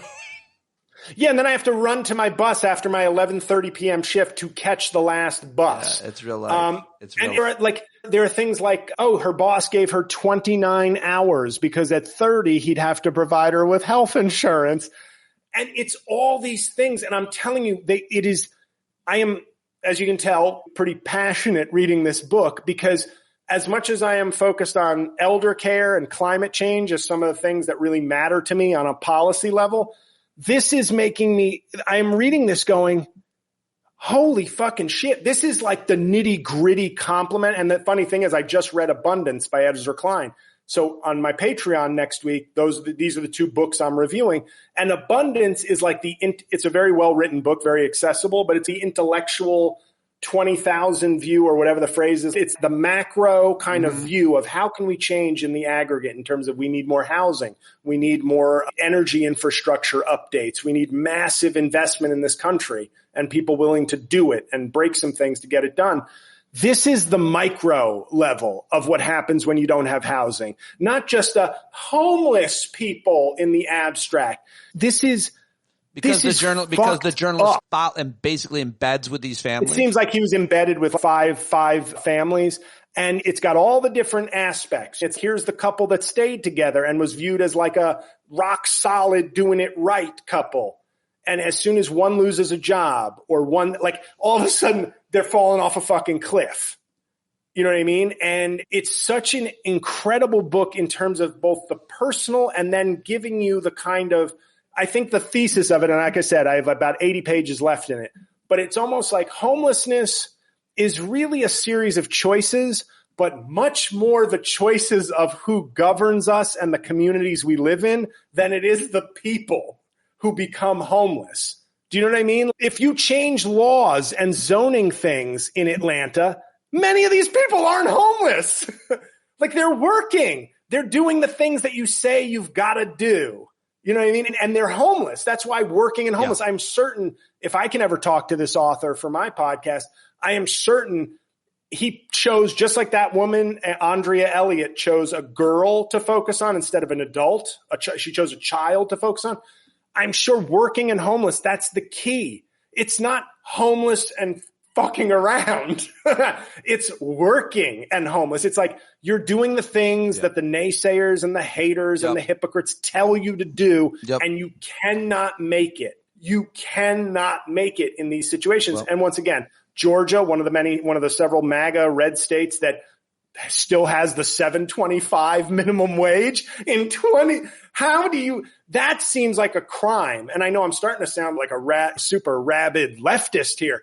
Minimum wage in America in 2025 of $7.25, I feel like you should be brought up on like international criminal court charges if that's what you're doing. Because you're basically saying, we don't expect you to be able to afford to live. Do the job. Please, we need you to work this convenience store, this gas station, this fast food restaurant so I can have what I want. But we don't expect you to be able to live anywhere in this state while you work here for my benefit. I was saying to my girlfriend last night, I was like, I'm starting to understand why people think the bus should be free. Because especially in where I live, when I take the bus everywhere, I don't have a car. I take the train and I take the bus. And when I'm on the local bus to go to the mall or something, it's me. It's my over-under on white people on the bus is 2. Because it's half of me, one of my girlfriend. The question is, are we the only people with white heritage on this bus, or does one more person get on the bus? And I say that because I've taken the bus a lot of places in this state already because that's how I travel. And you start to realize this state, its laws, and this is a blue state, but it feels, the bus is for the working poor people to get to the places. And my brother once said it to me. He said, the bus is not here for the passengers. It's here for the businesses that need those passengers to get to work. And in terms of how to psychologically analyze it. And that's why I think now I'd be pushing for the bus to be free. And another thing, I'm sorry to do this, but also if I want to get a monthly or a weekly ticket on my app or with my credit card, I can do that. And I save money. I'll save money on the bus. But the person who can't put down $30 in advance for their bus ticket or doesn't have a credit card to use on the app, they're going to pay more on the bus per trip than me. Isn't working homeless just a California thing? It's not. I think it's more of a trend in California. I think people are just doing it because it's like a TikTok trend. No, tempting, hashtag tempting. The book is written about families in Atlanta, but he could have chosen, I'm guessing, anywhere. But I feel like he chose Atlanta because it represents one of these cities in the last 30 years that's made this rapid, oh my God, Atlanta is such an up and coming. He could have done DC. It gets mentioned a little bit here because one of the families moved from DC. They got priced out of DC. Oddly enough, they left DC a bit after I left DC from law school. And I will tell you, DC it is unrecognizable. And I'm not saying progress is not good in terms of more homes, more money, more taxes, but it's like they have been priced out. Like you know what I mean? It's progress for somebody, just like Tim Scott's bullshit. And he mentions the opportunity zones. Yeah. Those were not for the people living there. Those were for businesses to get the places where poor people are living and then build up wealth and create new opportunities to attract non-residents or people not from there to go there. Whereas then you say, people who are living here, you can't afford. The opportunity in the opportunity zone is not for you. It's the opportunity for someone else to move into your zone. And you stay you know what? This is one of those things. And I know William Barber, the Reverend from North Carolina, who's like a spiritual descendant of Martin Luther King. For sure. It feels like I was in my head thinking, if I ever got into Congress, I would fucking say, we never had the Martin Luther King died before you could have that sort of, I guess it was going to be a homeless people, but like a working homeless event in DC. A summit to hear from people who are living in the situation that, as opposed to talking about them. You get some big fundraisers to maybe obviously waste, fraud, and abuse, but to reimburse tickets or something, or to help fund, because it's like, this is a crime. It feels like a crime. The Poor People's Campaign, which has been doing amazing work forever, but it's real hard work. But nothing's harder. There is no job harder in America than being poor. That's the great myth.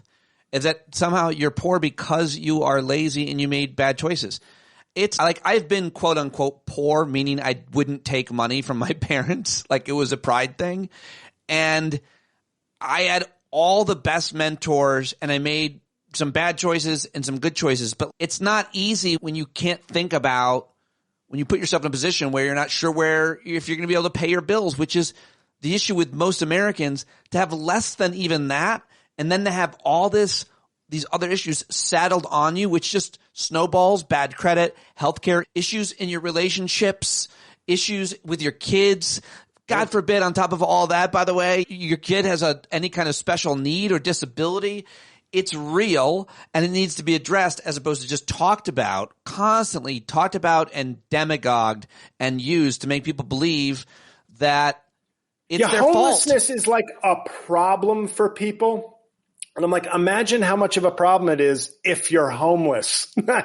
You don't like walking down the street. I get it. I'm not here to be like, who gives a shit? You've got it better than them. I get it. You have a home. You don't want a tent city outside your apartment. But also imagine how bad it is for that person or family in the tent. I'll say this. And we don't do that. I don't think we do that enough. No, of course not. We're like, ew, I don't want to look at that. Get them out of here. Sweep them away as opposed Pete, and this isn't me being like, I'm so great, but I gave a homeless man, he said to me, I'm really trying to get something to eat. I was in the city and I walked by, I was like, sometimes I don't think I have cash on me. And then I was like, oh wait. And I walked back and I gave him $10 and he gave me a hug. And first, obviously I thought gross, but then I thought that was a joke. Sorry. No, but then I was like, it made me sad because I thought, that was not performative. Like I just saved that fucking guy's night. Yeah. For whether it meant food or whatever. And I was just like, it's real. What are we doing here? Yep. What are we doing here? I don't mean to top you, but I had a guy ask me for a ride and I actually bought him a Honda Civic and he blew me. I don't mean to top your $10 hug story. No, that's all right. But that's okay. But yeah, no, it's, and I look at that and I go, this can't be. And I've told you before, I used to give to charity a little. If a friend was doing a race or something, but when I had a real unexpected windfall over the 2 years, like 2020 and 2021, I gave a shit ton to charity. I know you did. I know how much you gave to give. And that was like for like a tiny fraction. I gave a lot because I sit at home, I'm making videos, I got a day job, so I got all this extra money coming in, I got fans, I'm feeling good, but I was also like, I don't really do anything with my money. Like I don't mean that. I'm a very simple, I like movies, I like books, I like going to games or something. I'm not like, I want to go to fucking Tahiti and go fucking have a White Lotus week. Expensive life. You go to a lot of shows. You go to a lot of Broadway shows. No, sure. But it's like, and don't get me wrong. I'm not saying those aren't very expensive to some people, but I'm like, my tastes are pretty basic. I'm a pretty basic, low key person in terms of what I spend my money on. And so I really felt guilty. And whether it was Catholic guilt. You felt guilty or, about how much money you were making. And the news was about people suffering. And so I started giving to a lot of these different charities. Now I can't give as much as I did, but I still try to come close to tithing, if you want to put it in religious terms, which I know you don't. But to me, it was like, I gave like in 2020 and 2021, I gave $50K in charitable donations combined. Wow. I only say that because that is a lot of money to me. I don't mean to act like but I was like, I'm just chilling here with my girlfriend and my dog, watching streaming shows, like eating takeout. I'm not doing anything. There's people who need this. And I thought to myself, I was like, how come we're not like that as a society? That didn't impact me at fucking all. Because we've lost religion. I agree. But you got me on a roll here. And I know I'm doing my thing where I talk forever, but it was like, I only mentioned that dollar amount because I wanted to maybe strike some people as, wow, that's a lot for somebody who, like, that was a significant amount of money. I'm not pretending like I had so much that it didn't matter. It did matter, but it mattered more to me that I was like, I'm just sitting here collecting money from CAmeo and YouTube right now, and I have a day job. So what can I do? Yes, I saved a lot of money also. I'm not acting like I was just, it comes in, it goes out. But I was like, all the news is talking about people suffering. Why do you think, I made the joke, why do you think you're that way? And why do you think, you said, why aren't more people why don't they think the way that you think about those who need more, those who have more, and there's any number of cliched phrases. There's obviously religious ideologies around it, but I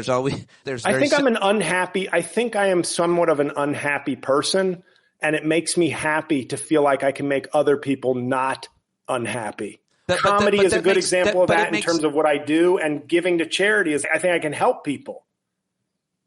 And that feels good. That feels good. But it feels good regardless of where you are at with your own disposition, your own emotional. But I'm giving you a little bit of my own.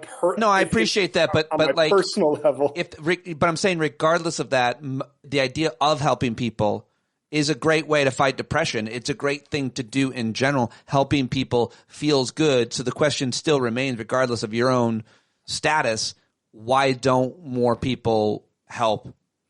Be more generous. I think because for whatever reasons, I think we've become a more selfish society. And I'm telling you, I blame the cell phone on. I think the cell phone has a role in an increase in this. I think we've always been a little bit selfish, but I think you can look back generations and see there were times when this country would rally together, and like World War II is a great example. There's been no shared sacrifice since World War II. In our generation, we have not had any shared sacrifice made. Agreed.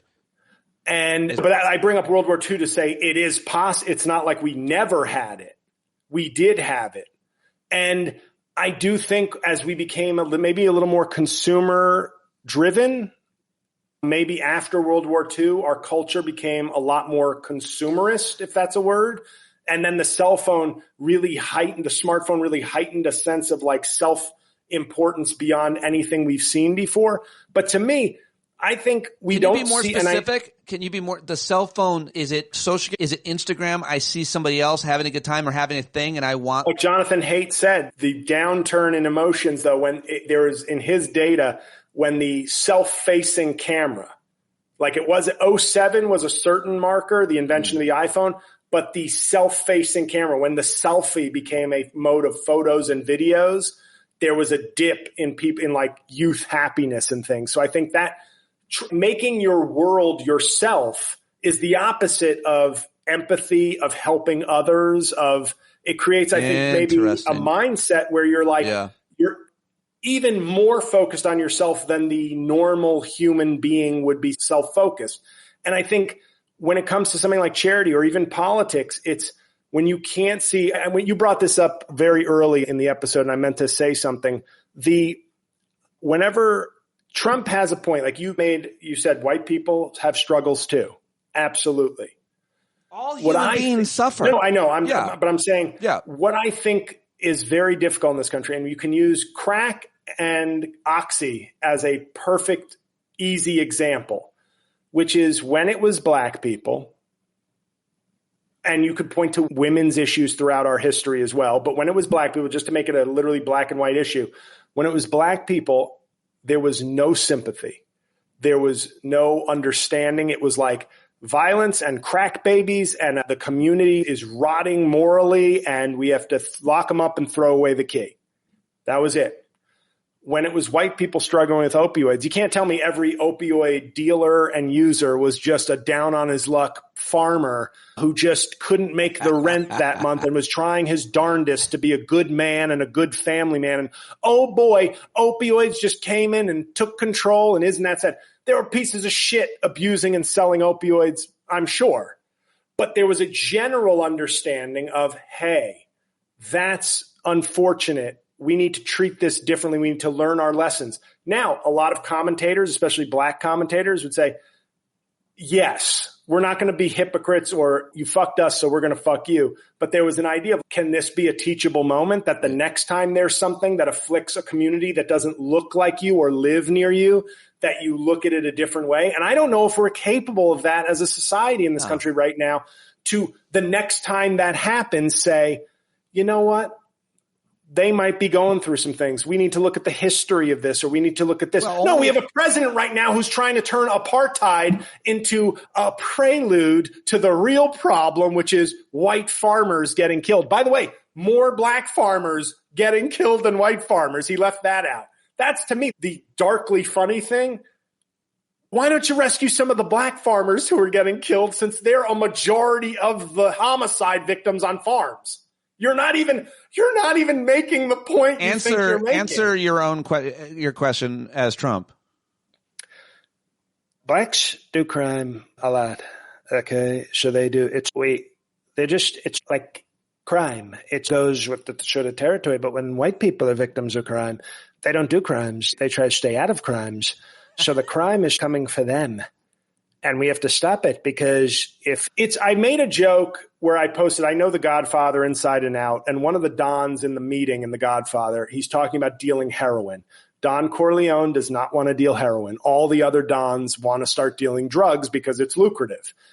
And so he agrees to it. And one of the Dons goes, and I can't remember if it's Strachey or Cuneo, but he says, I don't want it near schools or near children. Like big moral stand. He goes, keep it in the dark, people. They're animals anyway. Let them lose their souls. I think that's how Trump feels about immigrants and people of color today. No doubt about it. Today. No doubt about it. Not like back in the day. I think today, if you put him up to a lie detector, he'd be like, oh, white people are just we're all better people. By the way, I'm sensitive to being Italian and spent a lot of time in Sicily.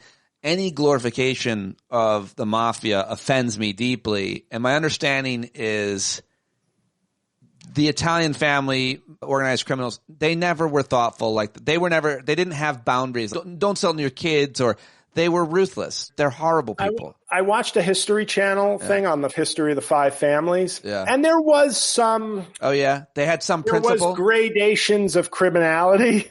But yeah, no, of course. I think there were distinctions, perhaps without a difference. But yeah, and I'm sorry I went long on this. I'm sorry, but I'm like, I hope people, this book has moved me. Great. In a very, I don't think you have to,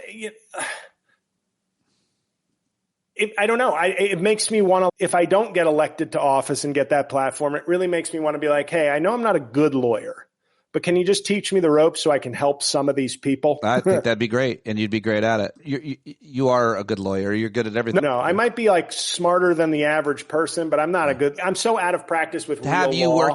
You working in an advocacy for, in this case, people who are homeless would be a huge, I'm sure, contribution. And one of the things that popped in my head, my mom used to have to go to landlord-tenant court on behalf of her boss, who was a landlord in New York, but they were like luxury buildings in Manhattan. So it wasn't like some indigent person. It was somebody trying to scam like a month free of rent or something or whatever, but it was not indigent people. But then you hear about landlord-tenant court for the poor people.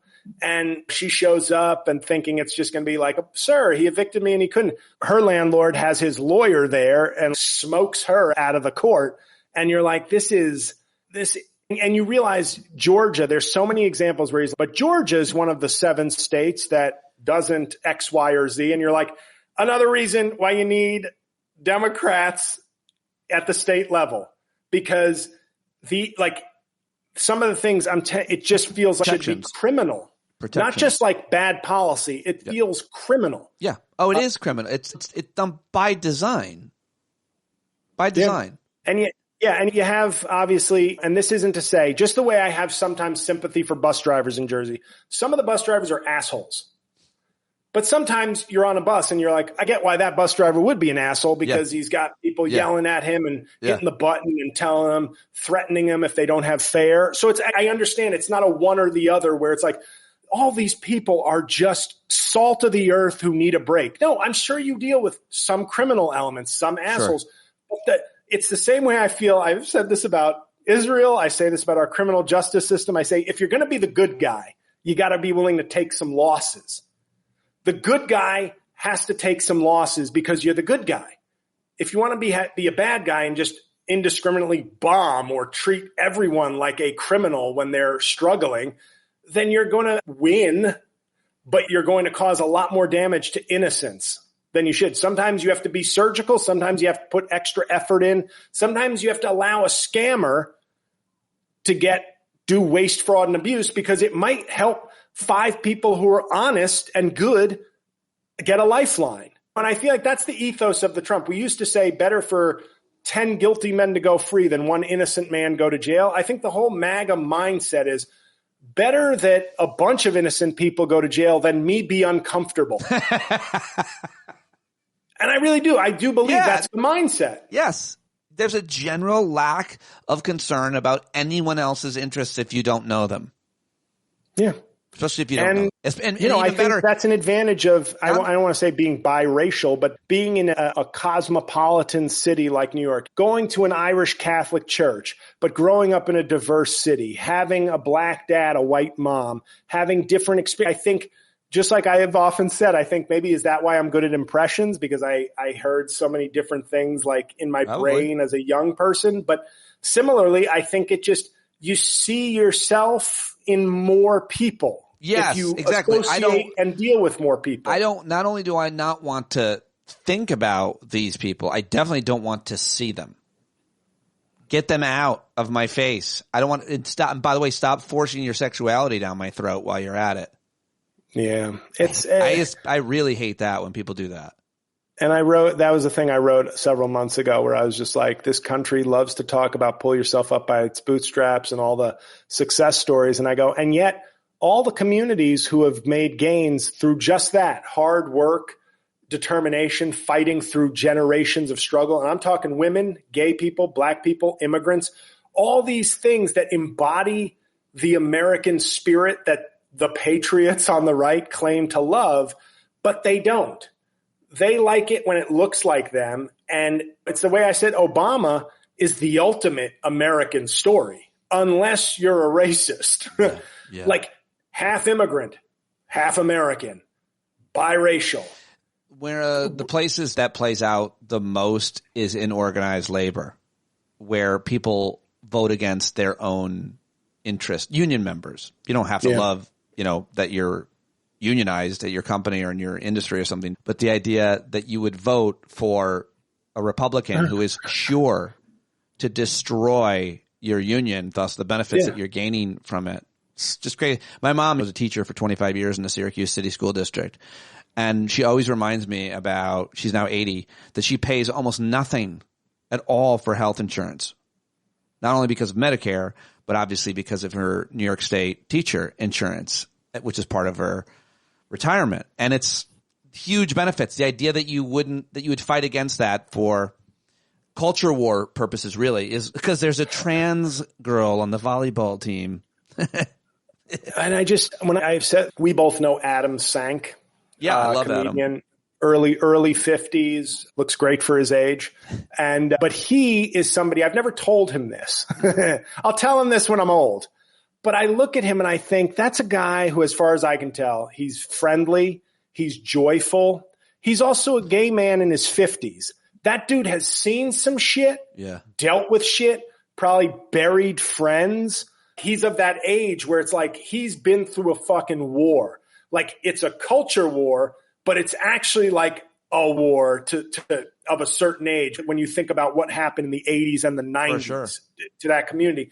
And I've always said, God, I fucking admire that dude because I have none of those problems and I'm fucking miserable. And he has fought whatever his way is, in whatever way he's fought through. And I extrapolate that to broader communities when I say, you've got generations, you've got people who both individually and as part of a movement have made gains and have fought through a system working against them to achieve something that makes the system look good. It's almost like I will fight a system that oppresses me because when I succeed, then those same people who oppress me will talk about how great our system is because I overcame things that they put in my way. It's a very odd logic, but I go, you just see people overcoming things. And now we've gotten to this point where whether it's jealousy. We gave you lemons and now we're jealous of the lemonade you made seems to be the mindset of so many people in this country, where it's like all these groups that we hold back and are adding. We now view their addition to our country as subtraction and something that needs to be curtailed, because we want to be, it's like being on a team where it's, hey, the team wins if we all score more points than the opponent. Not if you score 40 of our 50 points. So I just wish we could have the people like that offer great benefits to our country, like especially undocumented people, especially as landscapers and in restaurants, because you see them.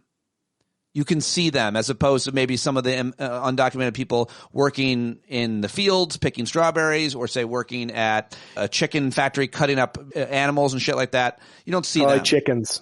You don't see them. And that's probably at the chicken factory, probably chickens. You look like you said animals generally, but I'm going to go probably chickens. I was thinking about other animal factories, and I felt bad for excluding those people who work also in other kinds of slaughterhouses. That sounds like a fucking horrible job, and every day someone cuts a finger or an arm off and then has to hide in the shadows. Why can't all those people just not be prevalent in our neighborhoods and in our communities? Why can't they be more quiet, more invisible? And that's what people really want, which is crazy because they're literally giving them their money. My neighbor across the street is so big MAGA, anti-Trumper, anti-immigrant. Every week they come, and while he's yelling on Facebook and watching Fox News, they're mowing his lawn. Like, he's directly benefiting from them, and so many of us are. And the truth is, they try so hard. Have you ever noticed this about people that you assume are undocumented? They're trying so hard not to be noticed. They're literally hiding in different places. While they're committing crimes, Pete? I think most undocumented people I see are just waiting to go home after a long, hard day. Yeah. Oh, I'll be on the subway sometimes at 11:30 p.m. and I'm like, those three are definitely coming home from their second job. Yeah. Yeah. And I'm drunk. My computer is going to run out of battery shortly. Earlier when you said riding, you want me to get my charger and continue? Riding. Or are you going to? No, I got to go. But I was just reminding me of when you talk about riding in public transportation. When I used to get up super early or I'd stay out really late doing comedy and I'd ride the subway, I do remember always being the only white person. And all the brown and black people were in, quote, their work clothes, either healthcare or construction or whatever it was. And I just remember thinking, it's hard to be a bigot along the lines of minorities, poor brown and black people are lazy if you ride a subway at 3 a.m. Yes. And I agree completely. I've used that example. I agree completely. It's like they're doing the hardest jobs at the worst hours and having to take public transportation also at the worst hours. And these are the hardest working people. I wish everybody could just. The anecdote of the poor, lazy black or brown person is so powerful and prevalent in America particularly, but elsewhere, obviously. And I just want them all to ride the subway at 3 a.m. and tell me how lazy they are. Yeah, and then one crime will be committed, and then they will arrest all of them.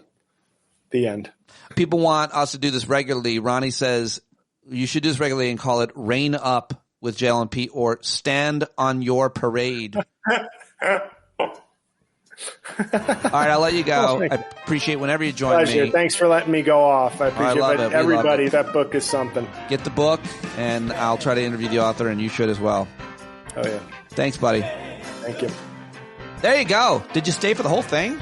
Oh, you bumblebees are amazing. JL Cauvin, go support him in all the places, all the links in the show notes. Thank you very much for your support here this week. I think I might be dropping something over the weekend, so look for that. But I'll be back with shows all of next week, and I'm very happy to have you supporting me and joining me, and cannot thank you enough ever. All right, well, that's all I've got for today, and I hope you have a great Memorial Day weekend, and thanks for joining us at the Hangout last night, and find your joy. Know that there will be a lot of suffering. Be grateful for the good times and stay in the moment. I'll talk to you on Monday. Jon Carroll taking us out as always.